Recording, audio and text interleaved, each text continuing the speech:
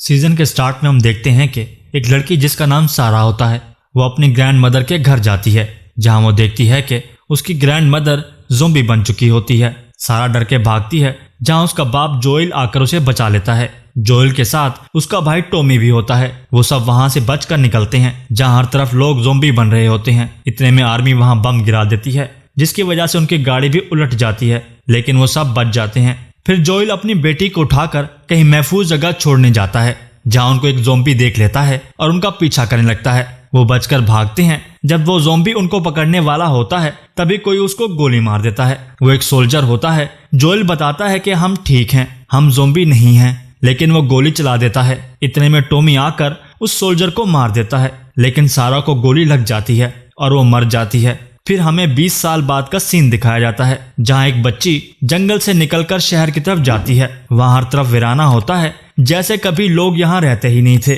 वहां एक आर्मी का कैंप होता है। वो बच्ची वहां जाकर बेहोश हो जाती है। आर्मी के लोग उसे उठाकर ले जाते हैं और उसे इंजेक्शन लगाकर मार देते हैं। उसके बाद कुछ लोगों को जलाया जा रहा होता है, जिनमें वायरस होता है और वो मर चुके होते हैं। वहां जोएल भी काम कर रहा होता है और उस बच्ची को भी आग में फेंक देता है। ये सब एरिया आर्मी के अंडर होता है और लोगों की जिंदगी बहुत मुश्किल हो चुकी होती है। जोएल इस काम के अलावा स्मगलिंग भी कर रहा होता है। वो एक सिपाही से मिलता है, जिसे वो कुछ नींद की गोलियां देकर उससे कुछ सिगरेट लेता है। सिपाही उसे ये भी बताता है कि उसके पास एक ट्रक भी है, जिसे वो जोएल को बेच सकता है, जिससे जोएल अपना काम आसानी से कर सकेगा। वो सिपाही उसे बताता है कि मैं जो ट्रक तुम्हें दूंगा उसमें बैटरी नहीं होगी। वो जोएल को कुछ दिन छुप कर रहने का बोलकर वहां से चला जाता है।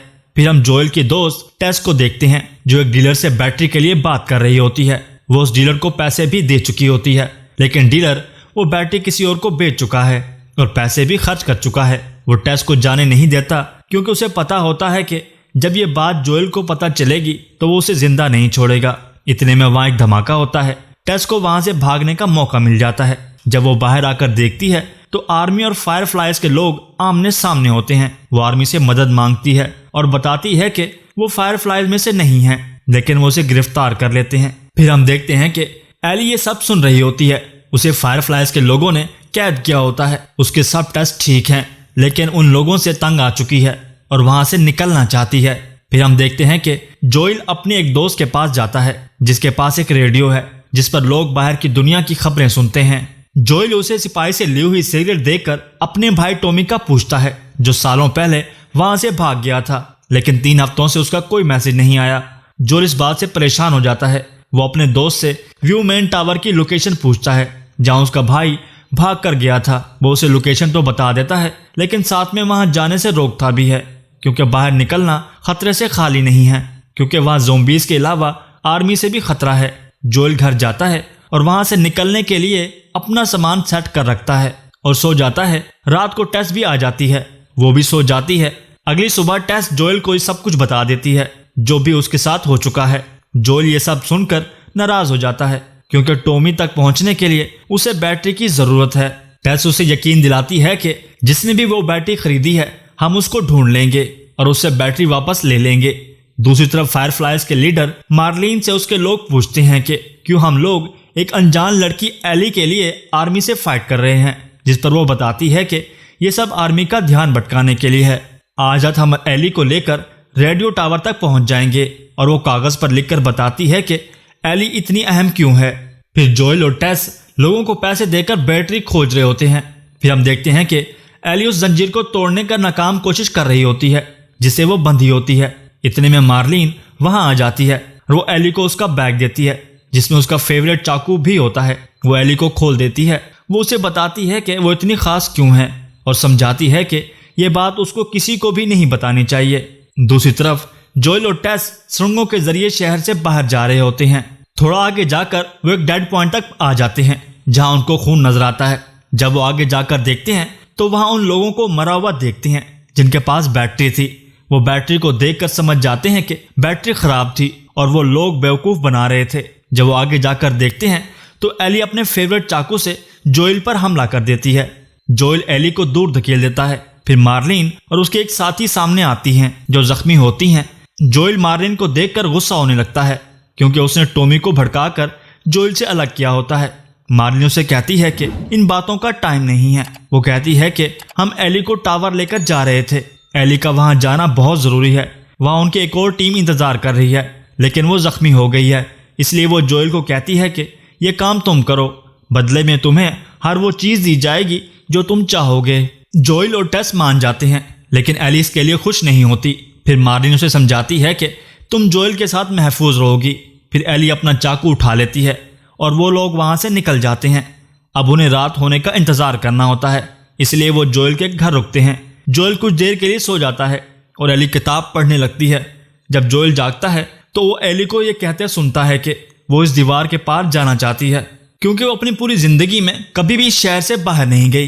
इतने में टेस वहाँ आ जाती है और बताती है कि जाने का टाइम हो गया है। फिर वो एली को लेकर सुरंग के जरिए शहर से बाहर आ जाते हैं। एली ये देखकर हैरान हो जाती है कि अब वो शहर से बाहर आ गई है। वो बहुत खुश होती है। तभी एक सिपाही उनको देख लेता है। वो रिश्वत लेने से भी इनकार कर देता है। तभी एली उस सिपाही पर अपने चाकू से हमला कर देती है। वो सिपाही एली को मारने के लिए उसका निशाना लगा रहा होता है। तभी जोएल को वो रात याद आती है जब उसने अपनी बेटी को खो दिया था। फिर वो सिपाही पर टूट पड़ता है और उसे मार देता है। टेस सिपाही की मशीन उठाती है और एली को टेस्ट करती है, जिस पर चौंक जाती है, क्योंकि एली में भी ज़ोंबी वायरस होता है। वो डर जाते हैं, लेकिन एली अपने बाजू पर ज़ोंबी के काटने का निशान दिखाती है और कहती है कि यह बहुत दिन पहले का निशान है। मैं ज़ोंबी नहीं बनी क्योंकि मैं इम्यून हूँ, इसलिए मैं इतनी खास हूँ और मैं कभी भी ज़ोंबी नहीं बनूंगी। फिर वो और आर्मी के आने से डर कर वहाँ से निकल जाते हैं। फिर हम देखते हैं कि एक अब्यूर्तना नाम की प्रोफेसर होती है जो फंगस को टेस्ट करती है। आर्मी वाले उनको एक औरत को टेस्ट करवाने के लिए लेकर जाते हैं। वो टेस्ट करते हुए डर कर वहाँ से निकल जाती है। वो समझ जाती है कि ये फंगस वही है जिससे हालात इतने ख़राब हो चुके हैं। वो कहती है कि ये फंगस इंसानों में सरवाइव नहीं कर सकती, लेकिन ये फिर भी इंसानों को अपना शिकार बना रही है, इसलिए बात कुछ और है। ऑफिसर उसे बताता है कि एक फैक्ट्री में एक औरत ने अचानक कुछ लोगों पर हमला कर दिया था और उसने लोगों को बाइट कर लिया था। बाद में पुलिस आकर उसको ख़त्म कर देती है। फिर 4 लोगों को टेस्ट के लिए लेकर जाया जा रहा था, वो भी वैसे ही हो जाते हैं और पुलिस को उन्हें भी मारना पड़ता है। उसके अलावा 14 लोग भी अभी तक मिसिंग हैं। किसी को भी अभी तक ये नहीं पता चला कि जिसने पहली औरत को बाइट किया वो कहाँ गया। इस तरह ये वायरस हर जगह फैल गया था। प्रोफेसर ये कहते हुए वहाँ से चली जाती है कि अब कोई भी जिंदा नहीं रहेगा। फिर हम देखते हैं कि जोएल, एली और टेस एक बिल्डिंग में स्टे करते हैं, जहाँ एली बताती है कि वो फायरफ्लाइज को इन्फेक्टेड होने के बाद मिली थी और मार्लिन ने मुझे मारने से रोक दिया था। जब मैं कुछ दिनों तक ज़ोंबी नहीं बनी तो मार्लिन ने मुझे फायरफ्लाइज के बेस कैंप में भेजने का फैसला किया, जहां डॉक्टर एली पर टेस्ट करके वैक्सीन बनाएंगे। जोएल कहता है कि मैं ये बातें 20 साल से सुन रहा हूं, लेकिन वैक्सीन नहीं बन रही। फिर वो आगे जाते हैं तो उनको ज़ोंबीज का ग्रुप नजर आता है। वो उनसे बचकर एक बिल्डिंग में जाते हैं जहां बाहर सूखी फंगस थी। उनको लगता है कि अंदर कोई नहीं है। वो अंदर चले जाते हैं जहां उनको एक मरा हुआ आदमी नजर आता है। वो समझते हैं यहाँ कोई नहीं है, यह आदमी भी बाहर से आया होगा, लेकिन इतने में और ज़ोंबी उन पर हमला कर देते हैं। ये बाकी सबसे मुख्तलिफ होते हैं क्योंकि उन्हें नजर नहीं आता, ये सब सुन सकते हैं। उन्हें क्लिक कर कहा जाता है। वो बचकर वहां से भाग जाते हैं, लेकिन टेस बताती है कि वो इन्फेक्टेड है और उसका इन्फेक्शन बढ़ गया है। वो जोएल से वादा लेती है वो एली का ख्याल रखेगा। वो वहां पड़े पेट्रोल के ड्रम गिरा देती है और उनको भागने का कहती है। इतने में ज़ोंबीज उनकी तरफ भाग रहे होते हैं। एली और जोएल वहां से निकल जाते हैं। टेस लाइटर जलाने की कोशिश करती है, लेकिन वो जल नहीं रहा होता। फिर ज़ोंबीज अंदर आ जाते हैं और एक ज़ोंबी टेस के पास आता है। इतने में लाइटर भी जल जाता है। वो लाइटर को पेट्रोल पर फेंक देती है, जिससे धमाका होता है और सब जलकर राख हो जाते हैं। वहां से एली और जोएल हथियार लेने के लिए टेस के दोस्त बिल के पास जाते हैं। रास्ते में उन्हें बोरेन मिलता है, जहां लोगों को जलाया गया था। जोएल बताता है कि आर्मी ने लोगों को करंटीना शिफ्ट किया था, लेकिन जो वहां फिट नहीं हो सके उन्हें यहां जला दिया गया था। फिर हम 2003 में इसी शहर का फ्लैशबैक देखते हैं, जहां अभी भी वो ठहरे होते हैं। वहां बिल नाम का एक इंसान रहता था जो आर्मी से बच गया था और उसने इन्फेक्शन से बचने के लिए सिक्योरिटी सिस्टम भी बनाया था, जिसे फिर फ्रैंक मिला। वो दोनों बहुत अच्छे दोस्त बन गए। उन्होंने टेस और जोएल के साथ बहुत काम किया होता है। फिर फ्रैंक का लास्ट टाइम आ गया था। बिल उससे प्यार करता था, तो उन दोनों ने जहर की गोली खाकर अपनी जानें दे दी और वो शादी भी कर चुके थे। फिर हम देखते हैं कि एली और जोएल उस घर में दाखिल होते हैं जहां उनको बिल का आखिरी खत मिलता है। जो उसने जोएल के लिए रखा होता है, क्योंकि उसे पता था कि जोएल कभी ना कभी वापस जरूर आएगा। उसने सारे वेपन जोएल के हवाले कर दिए थे। वो वहां से कुछ हथियार और कार लेकर निकल जाते हैं। वो दोनों जंगल और बर्फ से होते हुए एक डैम के पास पहुंचते हैं, जहां जोएल समझ जाता है कि यहाँ लोग जरूर होंगे। इतने में कुछ लोग वहां आ जाते हैं और उनको पकड़कर अपने बॉस के पास ले जाते हैं, जो टॉमी होता है। टॉमी अपने भाई जोएल को देखकर बहुत खुश होता है। वो वहां रात गुजारते हैं। फिर जोएल टॉमी को बताता है कि एली बहुत स्पेशल है और उसे बेस कैंप तक हर हाल में पहुंचाना है।